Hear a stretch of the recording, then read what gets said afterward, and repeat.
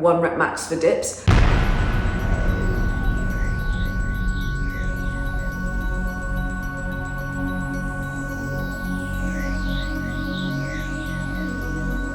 Interestingly, while working on my pull-ups, I've also in tandem been trying to work on my dips.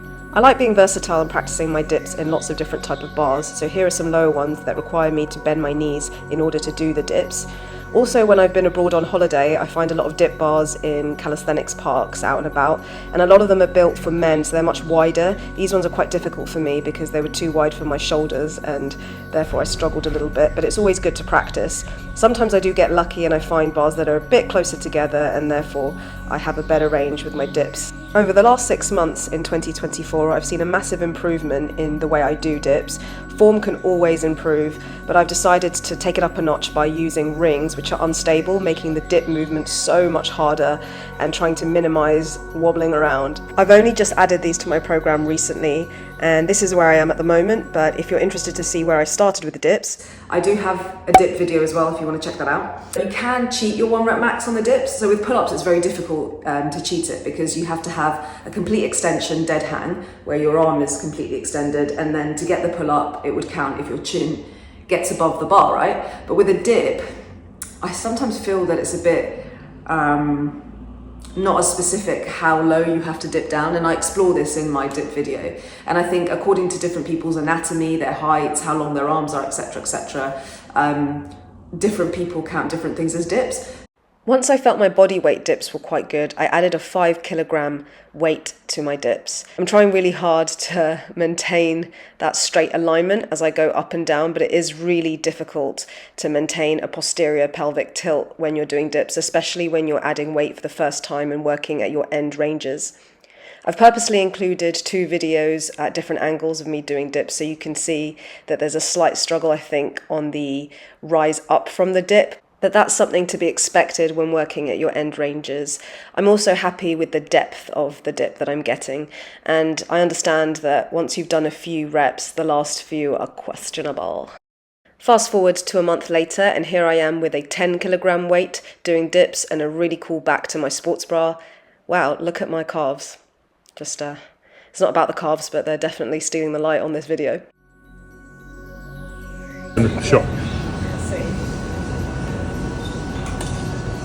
Oh, it feels heavy, you know. Another month goes by and another 5 kilos are added, so this is a 15 kilogram plate. I'm finding this surprisingly doable. I think I'm getting the depth. My form isn't too bad. Obviously with dips, like I mentioned before, your form can always be better. Correcting my anterior to posterior pelvic tilt just there at the end.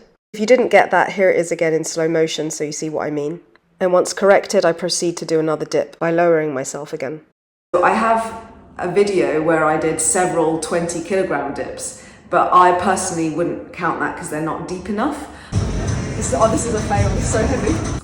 I will put the video up so you can have a look yourselves, and I'm just comparing it to how I regularly do dips, and I recorded one with 15 kilograms attached to me, and I think those are viable. Like I can confidently say, okay, I can do a few 15 kilogram dips.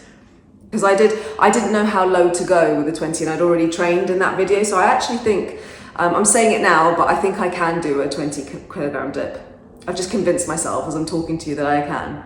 Because if you look at the video, I did several, just not very deep ones. So I think I definitely could do one deep dip.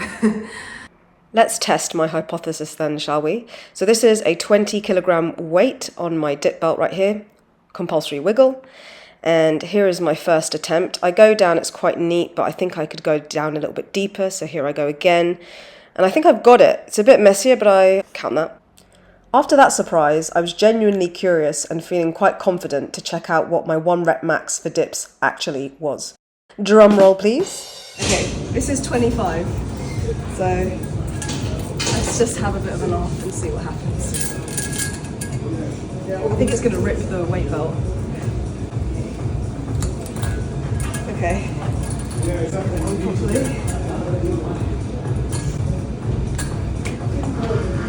Ha ha ha ha, this is so heavy.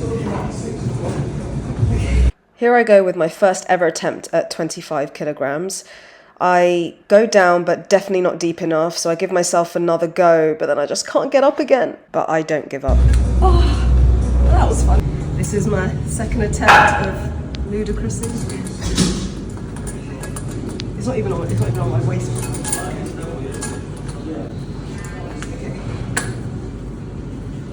I want to listen to that little voice inside me that says I can do it. So I attempt 25 again, go down, it's not that deep.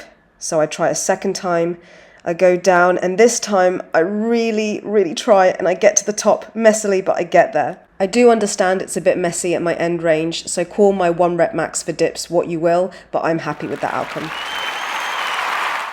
No pain, no gain though. I didn't realise for ages, and I was looking at my legs thinking, oh my god, what's happened to me? I've got these like really weird bruises on my legs, but if you can see, they're almost all right now because they happened a few weeks ago. And I was like, oh my god. But yeah, they're just from the weighted plate bashing in between my knees as I walk from the pull-up bar to the dip bar, or sometimes even when I'm doing the exercise. Well, these were fun. Right, well, today is a rest day. I've recorded this video. I hope that you can take something away from it and that it's useful. And I'm looking at this liquid chalk right now. It's gold, like my earrings and my necklace. I'm looking at this and I really want to try it now. Interestingly, in none of the clips am I using liquid chalk, and now that the weather's a bit hotter, I'm sweating a bit more and it's making it even more difficult to keep a grip on the bar. So I would be interested to see if it makes any difference me using chalk. Definitely for things that require endurance where I have to stay on the bar for longer. But yeah, because I did notice when I have the heavier weight and I get to the top, I do feel my hands slipping a bit and I get a bit scared that if I was not to go down quickly, that I could just drop and hurt myself. So that's interesting. If you've liked this video and I've entertained you a little bit, even just a little bit, please, please, please give me a like. It really helps my tiny little baby channel, and subscribe if you have not, and I will catch you in the next video.